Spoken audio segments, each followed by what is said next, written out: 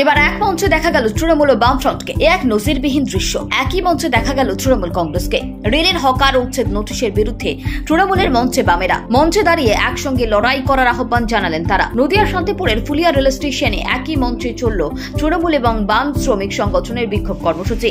জানা যায়, দিন কয়েক আগে রেলের তরফ থেকে ফুলিয়া রেল স্টেশনে নোটিশ দেওয়া হয়। অফিসে বলা হয়েছে, রেল দপ্তরের জায়গায় যারা দোকান করে রয়েছেন তাদের জায়গা ছেড়ে দিতে হবে। মূলত রেল দপ্তরের এই নির্দেশিকার বিরুদ্ধে বিক্ষোভ দেখাতে শুরু করে তৃণমূলের শ্রমিক সংগঠন আইএনটিটিইউসি এবং বামফ্রন্টের শ্রমিক সংগঠন সিআইটিইউ। এদিন তৃণমূলের মঞ্চে দাঁড়িয়ে বাম নেতৃত্বদের বক্তব্য দিতে দেখা যায়। যদিও সিআইটিইউ নেতা অনুপ ঘোষের দাবি, শ্রমিকের স্বার্থে তারা গোটা দেশ জুড়ে কোনো পতাকার রং না দেখে একসঙ্গে লড়াই করতে প্রস্তুত। অন্যদিকে তৃণমূল শ্রমিক সংগঠনের নেতা সনদ চক্রবর্তী বলেন, কেন্দ্র সরকারের তত্ত্বাবধানে রেল দপ্তরে নির্দেশিকা জারি করছে, আমরা তাতে একমত।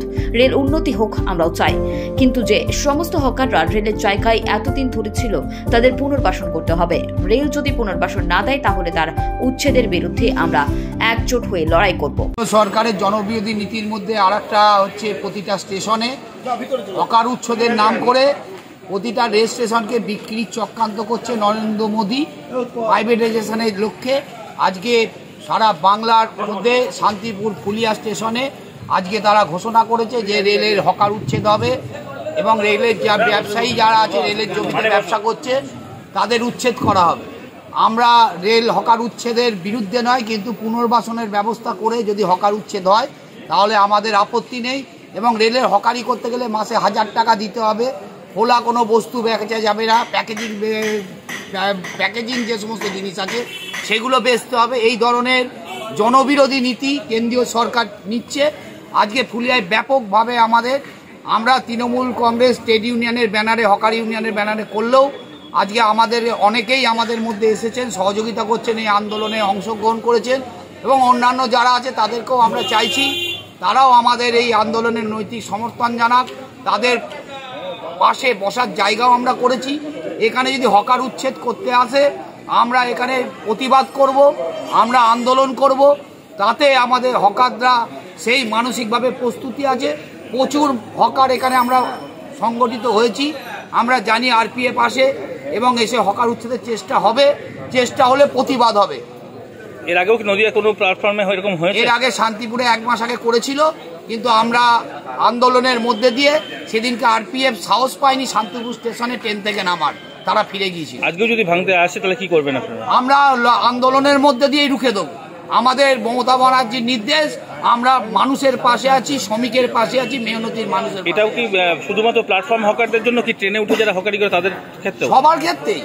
সবার ক্ষেত্রে এই যে বিধিনিষেধ, মানে অর্থনৈতিকভাবে যে বোঝা চাপিয়ে দেওয়া, গরিব মানুষের শোষণের যে নীতি বিজেপি, তার বিরুদ্ধে আমরা মানুষকে সংগঠিত করে লড়াই। কিছুদিন আগে হবিপুরে রাজনৈতিক একটা সৌজন্য দেখা গিয়েছিল, সেখানে বিজেপি, সিপিএম, তৃণমূল প্রত্যেকেরই শ্রমিক সংগঠন হকারদের পাশে এসে দাঁড়িয়েছিল। আপনাদের এক্ষেত্রে কি হতে পারে?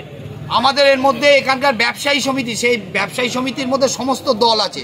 আমাদের মঞ্চে ব্যানার রয়েছে, ব্যবসায়ী সমিতি যারা এখানে মূল, তারা আমাদের এই আন্দোলনে রয়েছে। আপনার নাম, পরিচয়? সনদ চক্রবর্তী, সভাপতি, শান্তিপুর শহর আইএনটিটিইউসি।